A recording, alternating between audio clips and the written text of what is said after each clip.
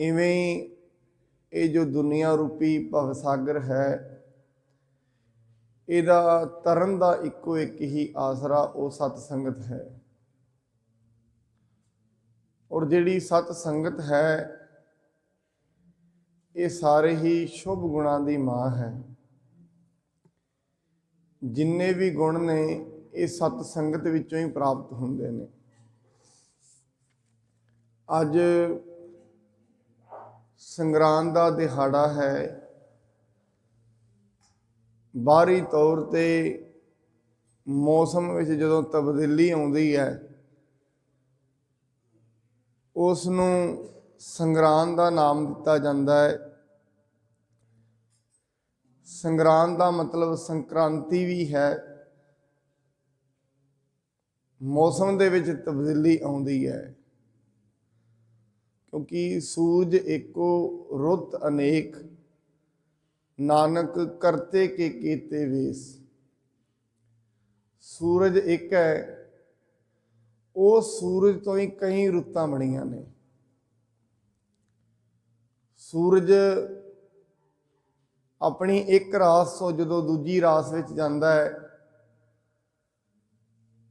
उदों फिर ये मौसम दे विच तब्दीली आउंदी है। या इवें कह लईए जदों धरती का एक हिस्सा सूरज तो दूर हो जाता है उदों एक हिस्से ते ठंड हो जाती है, दूजे ते बहुती गर्मी हो जाती है। इस करके अज का जिहड़ा महीना ये पोह दा है जिहदी शुरुआत होनी है। और इस नूं कहिंदे ने पोख तुखार ना व्यापई, कंठ मिलिया हर ना। कहते ने महाराज गुरबाणी दे विच अक्सर जिहड़ा उदाहरण है ना वो एक बीबी का लैंदे ने। बड़े बड़ी उदाहरण महाराज ने जिवें उदाहरण लिया, पंथ निहारै कामनी, लोचन भरी ले उसासा। और ना भिजै पग ना खिसै, हर दर्शन की आसा। उदाहरण इत्थे लिया है भगत कबीर साहब जी ने एक बीबी का। किने जिवें एक बीबी अपने घर के दरवाजे ते खड़ी है, उदा पुराना तो प्यारा पति घर विच नहीं, वो अखां उहदियां भरियां होईयां ने, अखां विचों अथरू चल रहे ने, लम्मे लम्मे होके लैंदी है और दूर रस्ते नूं वेखी जाती है एक टिक ला के, कदों इस राह तो मेरे प्राणा का प्यारा पति आएगा। इवें जदों मनुख किसी दी इंतजार करता है, किसी प्यारे दी किसी रिश्तेदार ने आना होए, बड़े समय बाद आना होए, मनुख अक्सर अपनियां अखां भरी रखता है, दूर तई उहनूं वेखी जाता है कदों उहदा आना होएगा। ये इंतजार है जिहड़ी इनू ही एक परमेश्वर का भगत भी करी जाता है। बाणी कहती उन्हां मनुखां नूं कदे भी विकारां दी मैल नहीं लगदी जिन्हां नूं उस जीव आत्मावां ने जिहड़ियां वो कदे भी विकारां विच नहीं पैंदियां, जिन्हां नूं परमेश्वर पति मिलिया होया है। इत्थे दो चीज़ां बड़ियां समझण वालियां ने। पहली गल तो यह है मनुख नूं विकारां दी मैल क्यों लगी हुई है। समझण दी गल यह है, जे परमात्मा नहीं मिलिया इहदा मतलब फिर होर कुछ विकार मिले हुए ने। जे परमात्मा मिलिया फिर विकार नहीं हैं। मनुख दी परमात्मा तो दूरी का कारण, मैं फिर कह दिया, शारीरिक दूरी नहीं है। मनुख दी परमात्मा तो शारीरिक दूरी नहीं है। गुरु तो शारीरिक दूरी हो ही नहीं सकती, आत्मिक दूरी हुंदी है। शरीर करके तुसीं गुरु तो दूर नहीं रह पाओगे। शरीर करके असीं गुरु नूं रोज़ मिल सकते हैं, दर्शन कर सकते हैं गुरु दे, पर आत्मिक तौर ते मनुख गुरु नूं भुल जाता है, गुरु तो दूर है, परमात्मा तो दूर आत्मिक करके है। फिर मैं एक होर बेनती करा, शरीर करके मिलन परमात्मा दा नहीं हुंदा, सुरत करके हुंदा है। जिन्हों महाराज कहते अखीं बाजों वेखना, विण कन्नी सुनना। इत्थे अखां तो बाजों वेखना है, परमात्मा दे नाल जुड़दी है, सुरत जुड़दी है। सुरत उत्थों तई पहुँच जाती है, सचखंड तई सुरत पहुँचती है, शरीर नहीं पहुँचते। शरीर दा आपां आप वेखदे हां, अंतिम संस्कार इत्थे किया जाता है, जीवात्मा दा नहीं। इस करके महाराज जी ने जिस दिन गुरबाणी आरंभ की, जपजी साहिब दे विच पहली पौड़ी जिहड़ी महाराज ने पौड़ी की पहली पंक्ति यही रखी, सोचै सोच ना हो गई जे सोची लख बार। बाहरी तौर ते शरीर नूं धोण दे नाल कदे सोच नहीं हो सकती, भावें लखां वारी इहनूं धोई जाइए। मैं आप जी के सन्मुख फिर बेनती करा, पोख तुखार ना व्यापई कंठ मिलिया हर ना। जिन्ना मनुखा नूं परमेश्वर मिल गया होए, उन्हां नूं विकार नहीं तड़फाउंदे, उन्हां नूं आसा नहीं तड़फाउंदी, तृष्णा नहीं तड़फाउंदी। वो परमेश्वर दे शुकराने विच, उहदी रजा विच आ जांदे ने। जिस नूं तृष्णा तड़फाउंदी है, अहंकार तड़फाउंदा है, लोभ तड़फाउंदा है, क्रोध तड़फाउंदा है, मोह तड़फाउंदा है, इहदा इक्को एक मतलब है, उस नूं परमात्मा हजे ताईं नहीं मिलिया। क्योंकि उस दे मिलन दे नाल ही बाणी कहंदी नस वंजहो किल विखो करता घर आया राम। परमात्मा दे मिलन दी साखी दुख रोग संताप उतरे, सुनी सच्ची बाणी।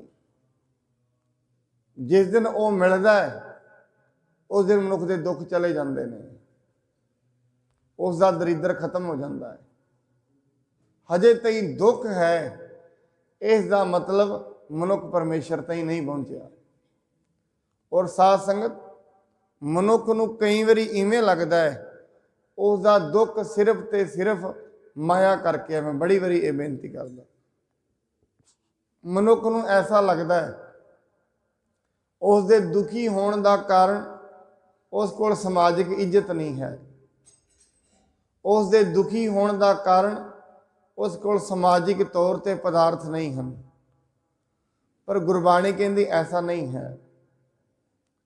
मनुख दे दुखी होने का कारण ये नहीं उहदे कोल समाज विच पदार्थ नहीं, रोटी घट है, बर्तन घट ने, मकान छोटा है, ऐसा नहीं है।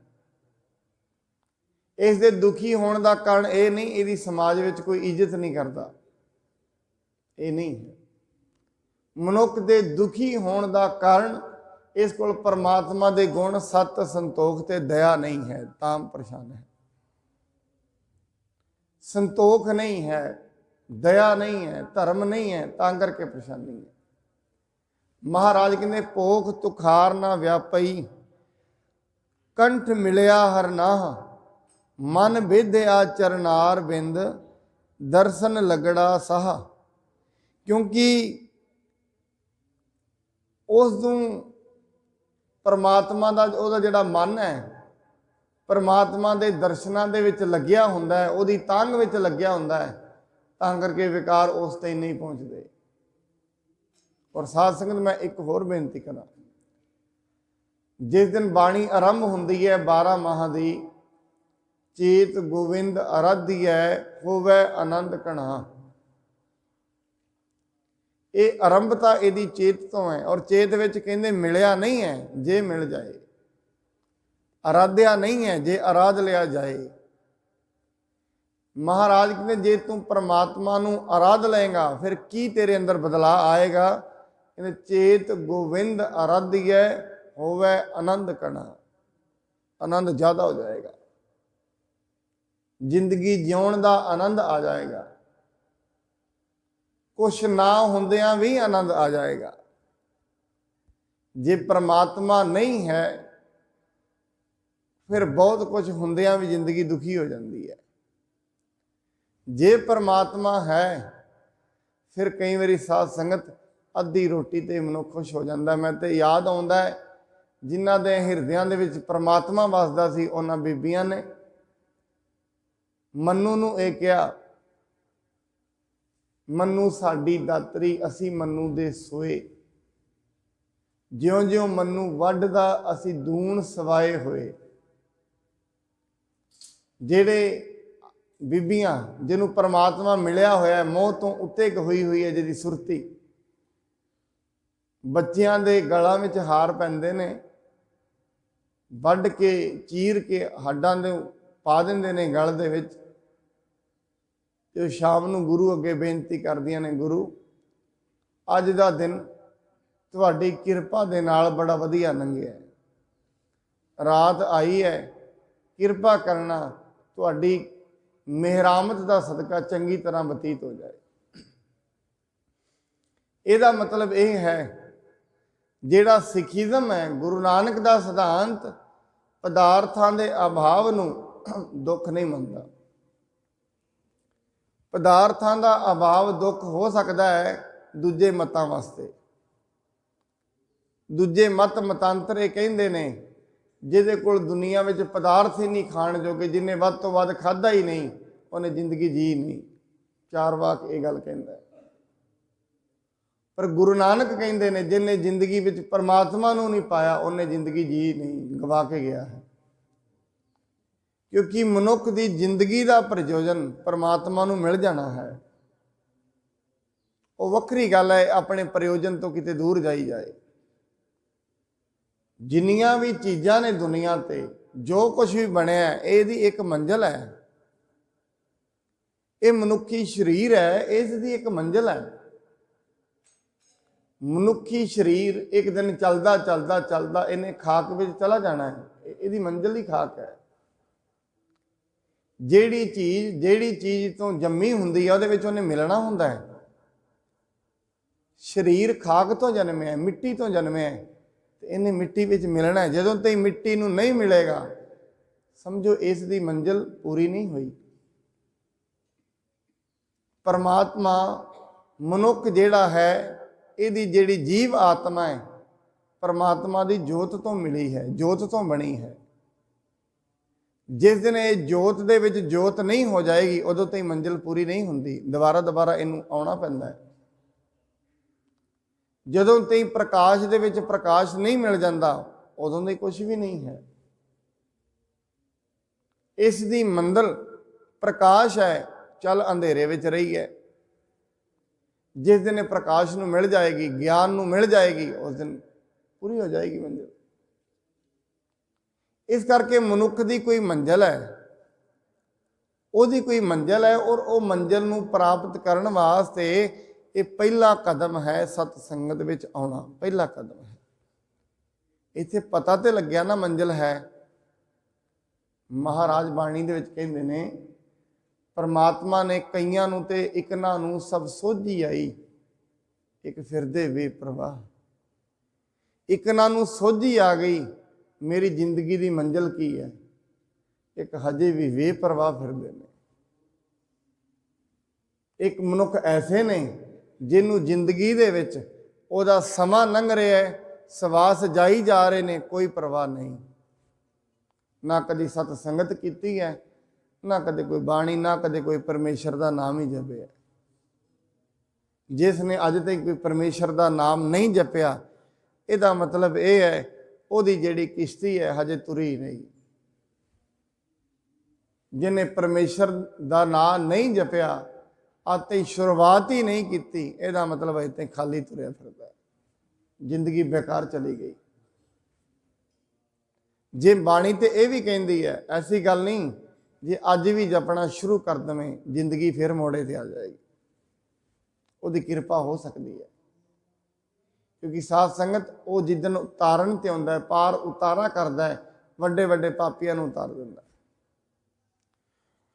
ਮਹਾਰਾਜ ਅੱਗੇ ਕਹਿੰਦੇ ਨੇ ओट गोविंद गोपाल राय, सेवा स्वामी ला। कहते जिसने सेवा ते सिमरन का आसरा खट लिया, जिसने सेवा ते सिमरन नूं अपनी जिंदगी का आधार बना लिया, उन्होंने परमात्मा मिलण विच सहाई हुंदा है। क्योंकि जिस उसने प्रभु प्रति दी सेवा का लाभ खटिया, सेवा स्वामी ला, ओट गोविंद गोपाल राय, सेवा स्वामी लाह। लाह का मतलब होंदा है लाभ खटना। कई बार गुरबाणी च लाहा शब्द होंदा है, कई बार लाभ भी होंदा है। लाभ मिले तोटा ही रहे। इस करके साध संत गुरु महाराज जी ये कहते हैं, उसनूं लाभ प्राप्त होंदा है जिन्हें सेवा की, जिसने सिमरन किया। जिस कोल सेवा नहीं, जिस कोल सिमरन नहीं, जिस कोल परमात्मा का आसरा, ये दोवें चीज़ां ने, सेवा ते सिमरन, ये परमात्मा तक पहुँचण का आसरा नहीं, प्रभु का आसरा ही ये हैं। जदों तक सेवा ते सिमरन नहीं, मनुख की यात्रा आरंभ नहीं होंदी। आपां जिन्हां ने भी प्रभु परमात्मा नूं पाया है, आपां गुरु अंगद साहिब जी जदों गल करते हैं, गुरु अंगद साहिब जी गुरु नानक के दरबार विच आए, लगातार सेवा करते हैं। और जदों सेवा करते हैं उदों कपड़ियां की कोई परवाह नहीं, उदों समाजिक तौर पर उन्हां दी की मान मर्यादा है वह भी त्याग दी। ईवन के लोग आके उन्होंने कहते हैं, तुसीं की कर रहे हो। एक दिन ते कहते भाई लहणा जी घरों गए, गुरु नानक साहिब जी खेतों में काम कर रहे सन। महाराज भी जाके खलो गए, भाई लहणा जी खलोते ने, गुरु नानक साहिब नूं कहंदे ने, मैं तुहानूं कोई सवाल पूछने ने। कहंदे सवाल पूछने ने, खलो के आ जाओ, नाल नाल आपां पैली दे विचों घाह भी कढ़दे हैं, नाल नाल सवाल भी करी जावांगे। नाल नाल वो सवाल पूछते हैं, नाल नाल काम कर रहे हैं। काम करके जिन्ना भी खेत दे विचों कबाड़ा निकलिया, ਉਹਦੇ ਵਿੱਚ चिकड़ भी लगा है, सारा एक पल्ले ਦੇ ਵਿੱਚ बन के ਤੇ ਭਾਈ ਲਹਿਣਾ जी के सिर ते चुका दिता। और भाई लहणा जी ये नहीं महाराज मैं वस्त्र बदलिया मैं, ऐसा नहीं। क्योंकि जिसनों समझ लग जाती है गुरु के दर दी, जिसनों समझ लग जाती है, तांग लगती है परमेश्वर नूं मिलण दी, फिर जदों उन्होंने मुरशद मिलता है वो फिर परवाह नहीं करता। मुरशद जो जो कही जाता है मनी जाता है। साध संगत मनुख गुरु की गल इसलिए नहीं ना मानता, उन्होंने परमेश्वर की तांग नहीं है। जदों मनुख नूं परमेश्वर की तांग पैदा होती है, उदों फिर जिथों भी उन्होंने सच्चाई पता लगती है नालों नाल मन्नी जाता है। जदों भी उसनूं गुरु की डायरैक्शन मिलती है, बाणी का पता लगता है, जिहड़ी चीज़ पता लगती है वह मन्नी जाता है। मैं आप जी ने 2 बारी एक होर गल दसां, मनुख परमेश्वर के राह ते तुरदा है या तो मौत के डर तो, या फिर उहदे नाल कोई सट लग गई होए गहरी समाज की तां तुरदा है। जदों उसनूं समाज वालों बिल्कुल ही धक्का मिल जाए उदों चलदा है, उवें नहीं चलदा। उवें तो इसनूं समाज विच आनंद आउंदा है और संगत विच निंदर आउंदी है। जदों इसनूं समाज दीयां गल्लां दे विच आनंद आएगा, भावें आप जी वेखो सके संबंधी इकट्ठे होण 9-10 बजे गल्लां करन लगदे ने, रात नूं 2-2 बजे ते विआहां विच मनुख गल्लां करी जांदे, 3-3 कोई निंदर नहीं, पता भी नहीं निंदर है कि नहीं है। क्योंकि जिहड़ी चीज़ दे विच मनुख नूं आनंद आउंदा है उहदे विच निंदरां उड़ जांदियां ने। जिहड़ी चीज़ विच आनंद नहीं आएगा उहदे विच निंदर आएगी, उस मनुख ज़्यादा देर बह भी नहीं सकेगा। कदे ऐसे लोगों की टोली चलती होए, उन्हां विच बह के तुसीं आप जी कोई गल कर लेना परमेश्वर की, 15 मिनटां सारे भज जाणगे, उठ जाणगे नालों नाल। उन्हां दे बस की गल नहीं। महाराज बाणी ते कहंदे ने जिन्हां दे मन कठोर हो गए ने वो बह ही नहीं सकते संगत विच। ਜਿਨ੍ਹਾਂ ਦੇ ਮਨਾਂ ਦੇ ਵਿੱਚ ਵਿਕਾਰਾਂ ਦੀ ਮੈਲ ਤਕੜੀ ਹੋ ਗਈ ਹੈ, ਸੰਗਤ ਦੀ ਸੋਝੀ ਨਹੀਂ ਲੱਗੇਗੀ, ਗੁਰਬਾਣੀ ਦੀ ਸਮਝ ਨਹੀਂ ਲੱਗੇਗੀ। ਉਹਨਾਂ ਨੂੰ ਇਵੇਂ ਲੱਗਦਾ ਇਹ ਸਾਡੇ ਮਤਲਬ ਦੀ ਗੱਲ ਨਹੀਂ, ਪਤਾ ਨਹੀਂ ਕੀ ਚੱਲ ਰਿਹਾ। ਆਪਣੇ ਮਤਲਬ ਦੀ ਗੱਲ ਕੀ? ਕਿਉਂਕਿ ਜਿਹੜੀ ਚੀਜ਼ ਵਿੱਚ ਮਨੁੱਖ ਸਾਰਾ ਦਿਨ ਜਿਉਂਦਾ ਹੈ ਉਹਦੇ ਵਿੱਚ ਹੀ ਉਹਨੂੰ ਆਨੰਦ ਆਏਗਾ। ਸਾਰਾ ਦਿਨ ਕਿਸੇ ਦੀ ਨਿੰਦਾ ਵਿੱਚ, ਕਿਸੇ ਦੀ ਚੁਗਲੀ ਵਿੱਚ ਜਿਉਂਦਾ, ਕਿਸੇ ਦੀ ਈਰਖਾ ਵਿੱਚ, ਕਿਸੇ ਦੇ ਦਵੈਸ਼ ਵਿੱਚ ਜਿਉਂਦਾ, ਫਿਰ ਐਸੀਆਂ ਹੀ ਗੱਲਾਂ ਜਦੋਂ ਛਿੜਨਗੀਆਂ ਆਨੰਦ ਦੂਣਾ ਹੋ ਜਾਂਦਾ ਹੈ। ਪਰ ਮਹਾਰਾਜ ਦੂਜੇ ਬੰਨੇ ਗੱਲ ਕਰਦੇ ਨੇ, ਜਿਹੜੇ ਮਨੁੱਖ ਪਰਮਾਤਮਾ ਨੂੰ ਧਿਆਉਂਦੇ ਨੇ ਉਹਨਾਂ ਦਾ ਆਨੰਦ ਦੁਗਣਾ ਜਦੋਂ ਪਰਮਾਤਮਾ ਨੂੰ ਧਿਆਉਂਦੇ ਨੇ। ਚੇਤ ਗੋਵਿੰਦ ਆਰਾਧਿਐ ਹੋਵੇ ਆਨੰਦ ਕਣਾ, ਉਹਨਾਂ ਨੂੰ ਆਨੰਦ ਉਹਦੇ ਵਿੱਚ ਆਉਂਦਾ। ਹੁਣ ਗੁਰੂ ਨਾਨਕ ਸਾਹਿਬ ਜੀ ਮਹਾਰਾਜ ਨੇ ਜਿਹੜੀ ਡਾਇਰੈਕਸ਼ਨ ਦਿੱਤੀ, ਭਾਈ ਲੈਣਾ ਆ ਸਾਰਾ ਕੁਝ ਪਾਓ ਤੇ ਸਿਰ ਤੇ ਰੱਖ ਲਓ। ਕੱਪੜੇ ਬੜੇ ਮਹਿੰਗੇ ਪਾਏ ਹੋਏ ਨੇ, ਨਾਲੋਂ ਨਾਲ ਸਿਰ ਤੇ ਰੱਖ ਲਈ ਪੰਡ ਰੱਖ ਕੇ ਚੱਲ ਪਏ। ਚਲਦਿਆਂ ਚੱਲ ਘਰ ਪਹੁੰਚੇ, ਮਾਤਾ ਸੁਲੱਖਣੀ ਜੀ ਨੇ ਉੱਥੇ। ਮਾਤਾ ਸੁਲੱਖਣੀ ਜੀ ਕਹਿੰਦੇ ਨੇ ਇਹ ਬਾਹਰੋਂ ਆਇਆ ਹੈ, ਏਡੇ ਮਹਿੰਗੇ ਇਹਨੇ ਵਸਤਰ ਪਾਏ ਨੇ, ਸਾਰੇ ਵਸਤਰਾਂ ਦੇ ਚਿੱਕੜ ਹੀ ਗੰਦੇ ਕਰ ਦਿੱਤੇ ਨੇ। ਗੁਰੂ ਨਾਨਕ ਸਾਹਿਬ ਮੁਸਕਰਾ ਕੇ ਕਹਿਣ ਲੱਗੇ, ਸੁਲੱਖਣੀ ਤੇਰੀ ਨਜ਼ਰ ਦੇ ਵਿੱਚ ਇਹ ਚਿੱਕੜ ਹੈ, ਤੇਰੀ ਨਜ਼ਰ ਦੇ ਵਿੱਚ ਇਹ ਗੰਧ ਹੈ, ਪਰ ਮੇਰੀ ਨਜ਼ਰ ਦੇ ਵਿੱਚ ਇਹ ਚੰਦਨ ਹੈ। ਇਹਨੂੰ ਸਮਝਣ ਦੀ ਲੋੜ। ਮੇਰੀ ਨਜ਼ਰ ਦੇ ਵਿੱਚ ਇਹ ਚੰਦਨ ਹੈ, ਤੇਰੀ ਨਜ਼ਰ ਦੇ ਵਿੱਚ ਇਹ ਚਿੱਕੜ ਹੈ। ਸਾਧ ਸੰਗਤ, ਮੈਂ ਇਤੋਂ ਇੱਕ ਹੋਰ ਵੀ ਆਪ ਜੀ ਦੇ ਗੱਲ ਰੱਖਾਂ। ਜਿਹੜੀ ਦੁਨਿਆਵੀ ਨਜ਼ਰ ਹੈ ਉਹਦੇ ਵਾਸਤੇ ਬੰਦਗੀ ਕੁਛ ਵੀ ਨਹੀਂ। ਜਿਹੜੀ ਇੱਕ ਅਧਿਆਤਮਕ ਪੁਰਸ਼ ਦੀ ਨਜ਼ਰ ਹੈ ਉਹਦੇ ਵਾਸਤੇ ਦੁਨੀਆ ਕੁਛ ਨਹੀਂ। ਜਿਹੜੇ ਮਨੁੱਖ ਪਰਮੇਸ਼ਰ ਨਾਲ ਜੁੜ ਗਏ ਨੇ ਉਹਨਾਂ ਦੇ ਵਾਸਤੇ ਦੁਨਿਆਵੀਆਂ ਗੱਲਾਂ ਕੁਛ ਨਹੀਂ, ਉਹਨਾਂ ਵਾਸਤੇ ਚਿੱਕੜ ਨੇ। ਔਰ ਜਿਹੜੇ ਪਰਮਾਤਮਾ ਨਾਲ ਨਹੀਂ ਜੁੜੇ ਉਹਨਾਂ ਵਾਸਤੇ ਪਰਮਾਤਮਾ ਦੀਆਂ ਗੱਲਾਂ ਚਿੱਕੜ ਨੇ, ਕੁਛ ਨਹੀਂ। ਦੋਵੇਂ ਚੀਜ਼, ਕਿਉਂਕਿ ਬਾਣੀ ਕਹਿੰਦੀ ਹੈ ਜਿਨ ਕੇ ਚਿੱਤ ਕਠੋਰ ਹੈ ਸੇ ਬਹਿ ਨ ਸਤਿਗੁਰ ਪਾਸ। ਗੁਰਾਂ ਕੋਲੋਂ ਬਹਿ ਨਹੀਂ ਸਕਦੇ, ਉਹਨਾਂ ਦਾ ਮਨ ਗੁਰੂ ਦੀ ਬਾਣੀ ਨੂੰ ਸੁਣ ਹੀ ਨਹੀਂ ਸਕਦਾ, ਸਮਝ ਹੀ ਨਹੀਂ ਸਕਦਾ, ਜਿਨ੍ਹਾਂ ਦੇ ਚਿੱਤ ਕਠੋਰ ਨੇ। ਬਰੀਕ ਸੁਰਤ ਚਾਹੀਦੀ ਹੈ। ਇਸ ਕਰਕੇ ਮਹਾਰਾਜ ਕਹਿੰਦੇ ਨੇ ਜਿਹੜੇ ਮਨੁੱਖ ਗੁਰੂ ਦੇ ਦੁਆਰੇ ਆਉਂਦੇ ਨੇ, ਪਰਮਾਤਮਾ ਦੀ ਸੇਵਾ ਦਾ ਆਸਰਾ ਤੱਕਦੇ ਨੇ, ਉਹ ਪਰਮਾਤਮਾ ਦੇ ਦਰ ਤੋਂ ਲਾਭ ਖੱਟਦੇ ਨੇ। ਬਾਣੀ ਕਹਿੰਦੀ ਪਰਮਾਤਮਾ ਦੀ ਸੇਵਾ ਕੀ ਹੈ? ਹਰ ਕੀ ਟਹਿਲ ਕਮਾਵਣੀ ਜਪੀਐ ਪ੍ਰਭ ਕਾ ਨਾਮ। ਪ੍ਰਭੂ ਦਾ ਨਾਮ ਜਪਣਾ, ਉਸ ਦੀ ਬੰਦਗੀ ਕਰਨੀ, ਇਹੀ ਉਹਦੀ ਸੇਵਾ ਹੈ। ਬਾਕੀ ਸਾਡੇ ਫਰਜ਼ ਨੇ। ਗੁਰਦੁਆਰੇ ਵਿੱਚ ਆਉਂਦੇ ਆ, ਝਾੜੂ ਲਗਾ ਰਹੇ ਆ, ਬਾਰ ਇਮਾਰਤਾਂ ਦੀ ਸੇਵਾ ਕਰਦੇ ਆ, ਸਾਡੇ ਫਰਜ਼ ਨੇ। ਇੱਥੇ ਏਡਾ ਵੱਡਾ ਗੁਰਦੁਆਰਾ ਸਾਹਿਬ ਬਣਿਆ, ਇਹਦੇ ਵਿੱਚ ਅਸੀਂ ਬੈਠੇ ਹੋਏ ਆ, ਇਹ ਨਾ ਬਣਦਾ ਸੰਗਤ ਨਹੀਂ ਹੋਣੀ। ਇਹ ਗੁਰਦੁਆਰਾ ਸਾਹਿਬ ਦੀ ਜਿਹੜੀ ਇਮਾਰਤ ਹੈ ਇਹਦੇ ਵਿੱਚ ਦੋ ਚੀਜ਼ਾਂ ਜੁੜੀਆਂ ਨੇ, ਇੱਕ ਤੇ ਸਿੱਖ ਦਾ ਪਿਆਰ, ਇੱਕ ਜ਼ਰੂਰਤ। ਕਈ ਵਾਰੀ ਮਨੁੱਖ ਇਹ ਵੀ ਗੱਲ ਕਰਦੇ ਨੇ ਏਡੇ ਵੱਡੇ ਦੀ ਕੀ ਲੋੜ ਹੈ? ਨਹੀਂ, ਇੱਕ ਪਿਆਰ ਵੀ ਹੈ ਸਿੱਖ ਦਾ। ਮੇਰੇ ਗੁਰੂ ਦਾ ਘਰ ਵੱਡਾ, ਜਿਹੜਾ ਮੈਨੂੰ ਗਿਆਨ ਦਿੰਦਾ ਹੈ, ਜਿਹੜਾ ਸਮਝ ਦਿੰਦਾ ਹੈ, ਉਹਦਾ ਗ੍ਰਹਿ ਵੱਡਾ ਵੀ ਹੋਏ, ਇਹ ਵੀ ਗੱਲ ਹੈ।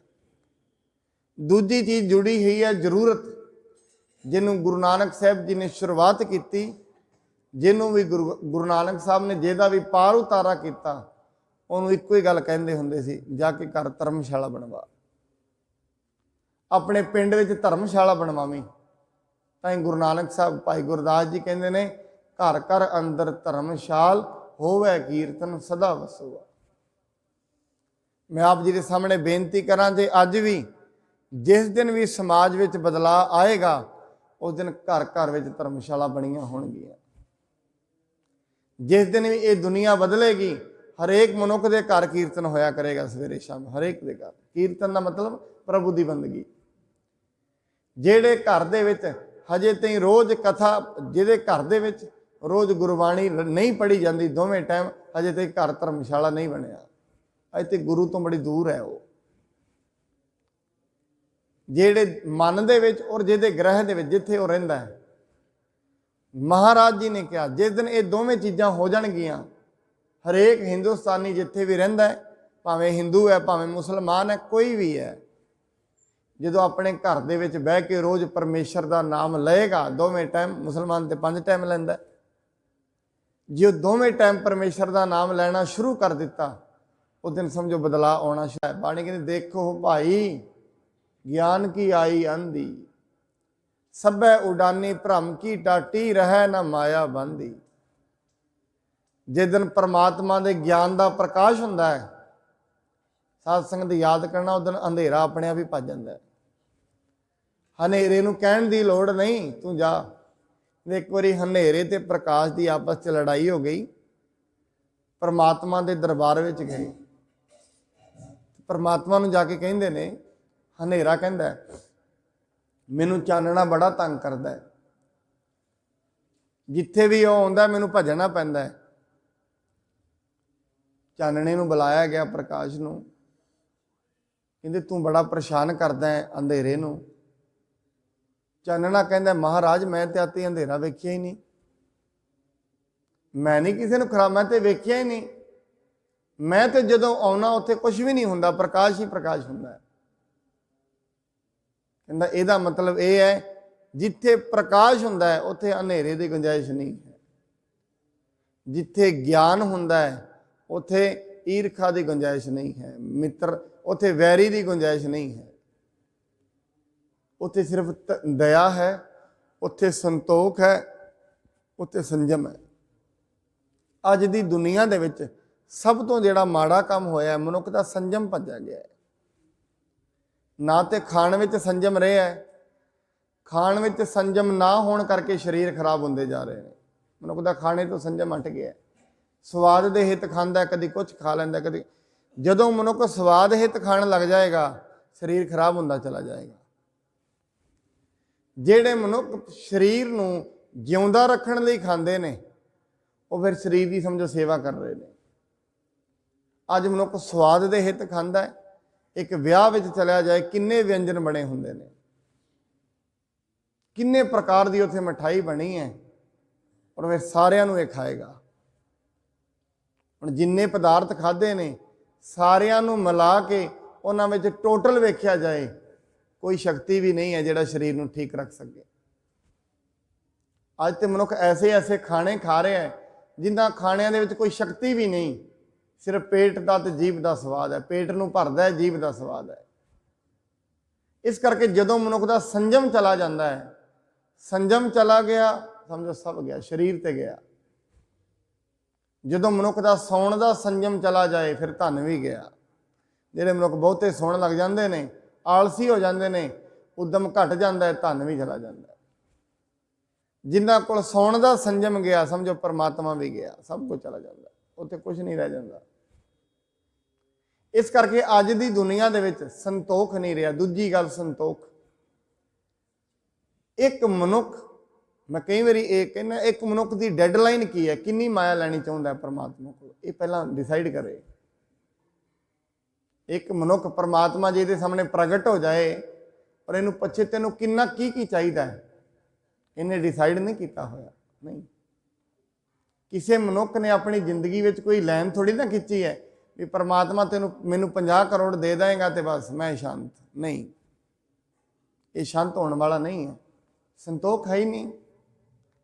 ਸਾਧ ਸੰਗਤ, ਮੈਂ ਕਈ ਵਾਰੀ ਆਪ ਜੀ ਦੇ ਸਾਹਮਣੇ ਬੇਨਤੀ ਕੀਤੀ ਹੈ, ਮਨੁੱਖ ਨੇ ਆਪਣੇ ਹੱਥ ਵਿੱਚ ਉਹ ਬਾਲਟੀ ਫੜੀ ਹੋਈ ਹੈ ਜਿਹਦੇ ਥੱਲੇ ਥੱਲਾ ਹੀ ਕੋਈ ਨਹੀਂ।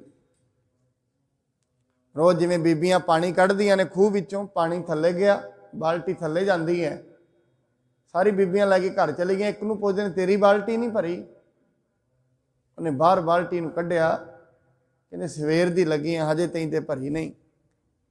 ਜਦੋਂ ਉਹਨੇ ਬਾਹਰ ਕੱਢਿਆ, ਕਹਿੰਦੇ ਭਰੇਗੀ ਕੀ ਨਹੀਂ, ਥੱਲੇ ਕੋਈ ਨਹੀਂ।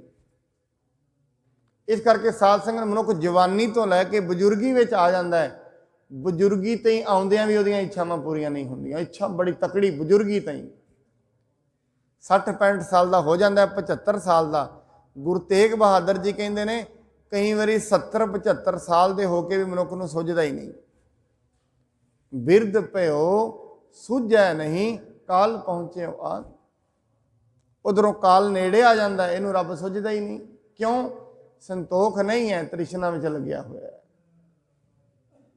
ਮਨੁੱਖ ਦੀ ਜ਼ਿੰਦਗੀ ਦੇ ਵਿੱਚ ਸੰਤੋਖ ਨਹੀਂ ਹੈ।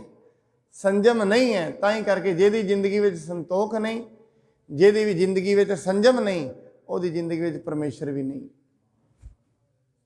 ਤਾਂ ਹੀ ਮਹਾਰਾਜ ਜੀ ਨੇ ਬਾਣੀ ਕਿਹਾ, ਜਪ ਤਪ ਸੰਜਮ ਧਰਮ ਨਾ ਕਮਾਇਆ, ਸੇਵਾ ਸਾਧ ਨਾ ਜਾਣਿਆ ਹਰਾਇਆ। ਨਾ ਕਦੇ ਜਪ ਕੀਤਾ, ਨਾ ਤਪ ਕੀਤਾ, ਨਾ ਸੰਜਮ ਕੀਤਾ, ਨਾ ਕਿਸੇ ਗੁਰਮੁਖ ਦੀ ਸੇਵਾ ਕੀਤੀ। ਸੇਵਾ ਸਾਧ ਨਾ ਜਾਣਿਆ ਹਰਾਇਆ, ਕਹੋ ਨਾਨਕ ਹਮ ਨੀਚ ਕਰਮਾ। ਮਨੁੱਖ ਪੁੱਛਦਾ ਹੀ ਨਹੀਂ। ਮੈਂ ਆਪ ਜੀ ਦੇ ਸਾਹਮਣੇ ਸਾਧ ਸੰਗਤ ਬੇਨਤੀ ਕਰਾਂ, ਜਿੰਨੇ ਵੀ ਕਥਾਵਾਚਕ ਆਤੇ ਕਥਾ ਕਰਦੇ ਨੇ ਧਰਮ ਦੀ, ਉਹਨਾਂ ਤੋਂ ਕੋਈ ਵਿਰਲੇ ਮਨੁੱਖ ਨੇ ਜਿਹੜੇ ਕਦੀ ਪੁੱਛਦੇ ਹੋਣਗੇ ਵੀ ਮੈਂ ਰੋਜ਼ ਨਾਮ ਜਪਦਾ, ਇੱਥੋਂ ਤਾਈਂ ਦੀ ਅਵਸਥਾ 'ਚ ਮੈਂ ਪਹੁੰਚ ਗਿਆ ਕਿ ਕੋਈ ਜਪਦਾ ਹੀ ਨਹੀਂ, ਨਾ ਕੋਈ ਪੁੱਛਦਾ ਹੈ।